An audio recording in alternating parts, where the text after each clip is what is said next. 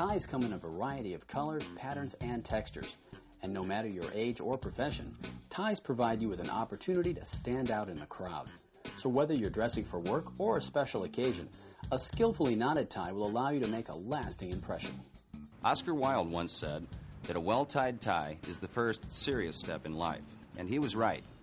On more than one occasion, I've attended meetings where the speaker stepped up to the podium with a crooked tie, or worse yet, a carelessly knotted tie.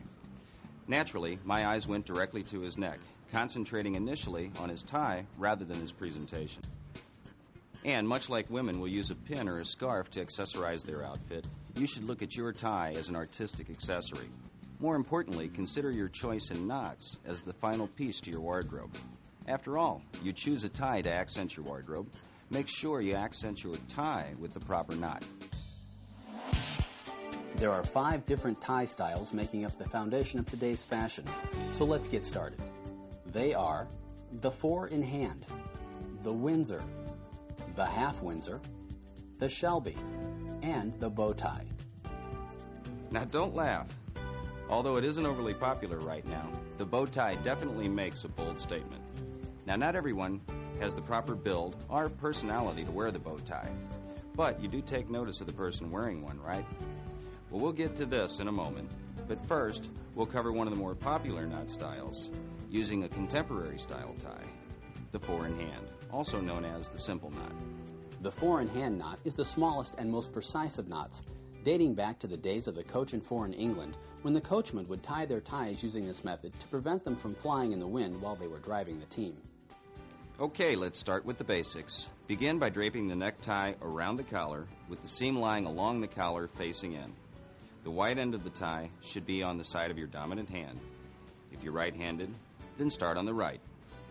First, let's walk through the steps of the 4 in hand. Start with the wide end of the tie on your right and extending a foot below the narrow end. Cross the wide end over the narrow end and back underneath. Continue around, passing the wide end across the front of the narrow end once more. Pass the wide end up through the loop between the knot and your neck. Pass the wide end down through the knot in front. Draw the knot up tight to your collar by holding the narrow end of the tie and sliding the knot snug. Now let's walk through the 4 in hand again. Turn up the collar and button it at the neck. This allows the necktie to glide gently along the collar without wrinkling or stretching the fabric. Begin with the wide end of the tie on the side of your dominant hand and extending about a foot below the narrow end. Notice that on most ties, a diagonal seam is about midway on the tie. This is usually a good gauge as to where to make your first cross. Cross the wide end of the tie over the narrow end and back underneath. Bring the wide end over the front and then pass it up between the neck and the knot, holding the loop open with your left finger. Pass the wide end down through the knot. And notice that by tucking the loop through with your index finger of the right hand, this allows you to maintain the knot while you pull the material through. And this goes for all knots. Shape your knot and draw it up tight. Turn down the collar. And there you have a nice, clean 4 in hand. Next, we'll help you master the half Windsor. Now pay close attention because I'm about to reveal a new twist to the traditional directions. Why is this necessary? Well, the half Windsor has always appeared to be a little lopsided, until now. Start with the wide end of the tie on your right and extending a foot below the narrow end. Cross the wide end over the narrow end and wrap it back underneath. Bring the wide end up towards your face and turn down through the loop to your right, not your left. This is the new twist.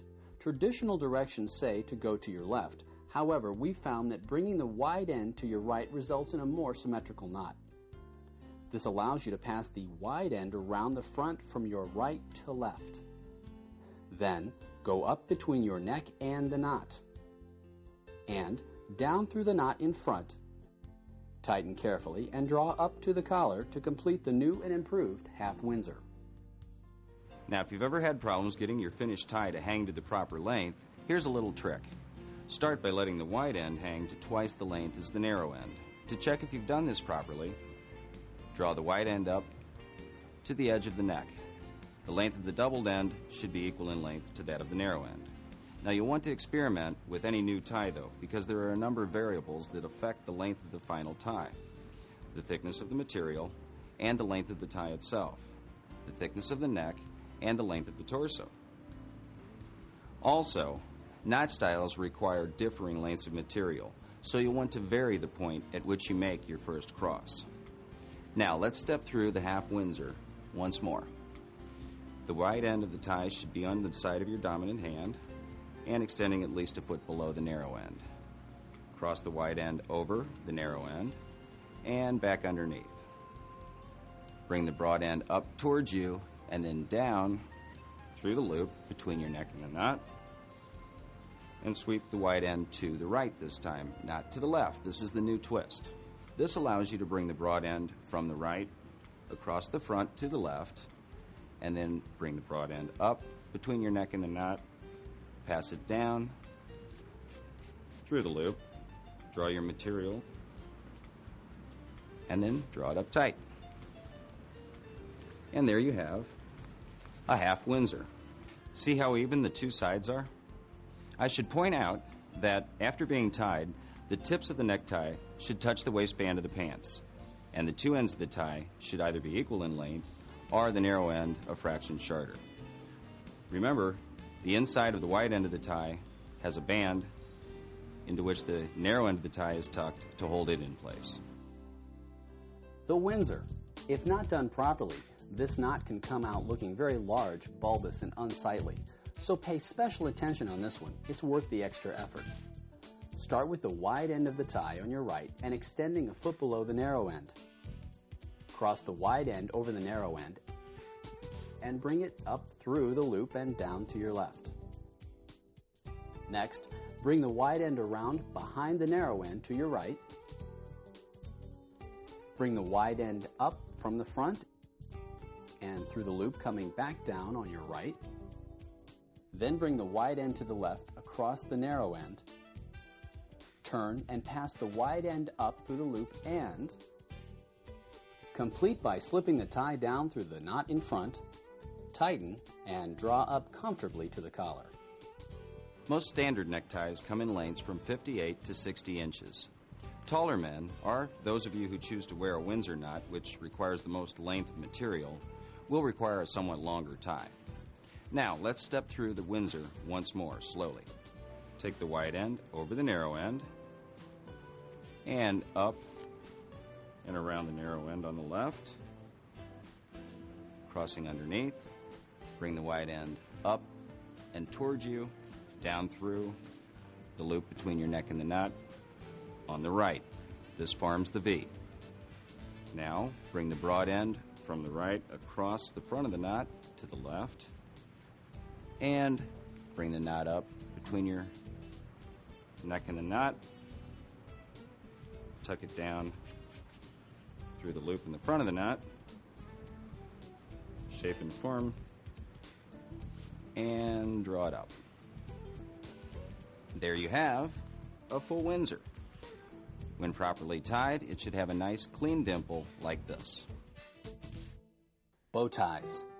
Though you'll occasionally see them worn by the college professor or stock market analyst, bow ties are usually worn at formal engagements with a pleated front shirt.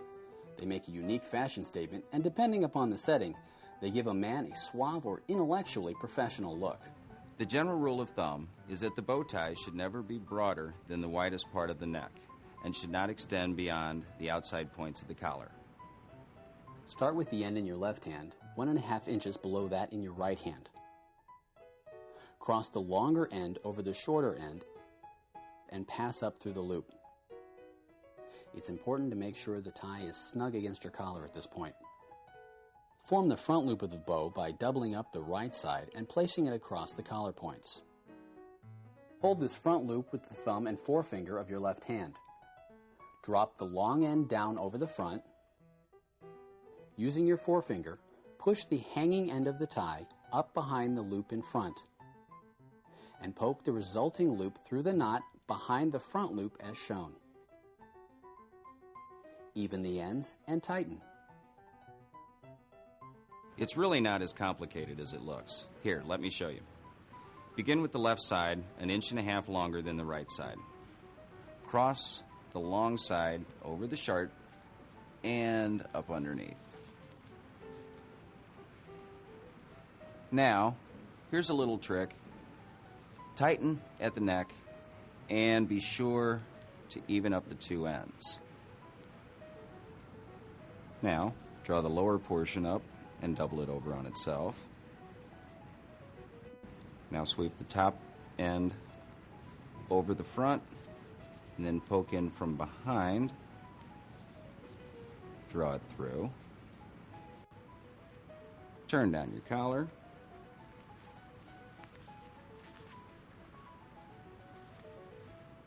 And there you have it. A classic statement for your next presentation or formal engagement. Now for our final demonstration, a new style that's finding wide popularity, the Shelby. Start with the tie inside out. Cross the wide end under the narrow end. Bring it up, then over and down through the loop to your right. Sweep the wide end across the V from your right to your left. Then take the wide end up and through the loop between your neck and the knot. Now bring it back down through the knot and tighten. As you may have noticed, the steps involved in tying the Shelby are definitely different, particularly step 1. Begin with the tie inside out. Cross the broad end of the tie under the narrow end and draw the wide end up towards you and down between your neck and the knot. Sweep the broad end to the right. Now pass the broad end across the front of the tie from right to left. Bring the wide end up between your neck and the knot and down through the loop in the front. Draw your material down, shaping. Drop your knot to the collar. Lower your collar. And there you have the most recent addition to the classic collection of knots, the Shelby. See how nicely it dimples? So far, we've covered the 4-in-hand, the half Windsor, the Windsor, the bow tie, and the Shelby. Now, every time you tie one of these knots, you'll inevitably need to remove the tie. So here's one final trick you may not be aware of, and this works with all the knots we've shown you with the exception of the bow tie. Simply grab the skinny portion above the knot and pull the material through. Then, if you've properly knotted the tie, pull the two ends apart and the knot should remove itself. Every day we're judged by how we present ourselves. The tie you select says a lot about you. It's an excellent way for you to express your imagination, artistic flair, and personality. Master just 2 or 3 of the special knots presented here, and you'll not only stand out as someone who takes pride in their appearance, but as someone who takes their career seriously as well. And if you're not a business professional, don't limit yourself to just tying these knots for weddings and graduations. In recent years, there's been a casual dress renaissance, which has brought about the newborn luxury jeans look. Jeans, together with the classic style jacket. And when accessorized with a tie, the result is perfect for those casual office Fridays, an evening out, or any other event that requires that in-between look, somewhere in between casual and dress. So, whether you wear a tie daily, or whether this is the first time you've ever tied a tie, we hope the information presented here will help you look your best. Until next time, thanks for watching Ties to Success.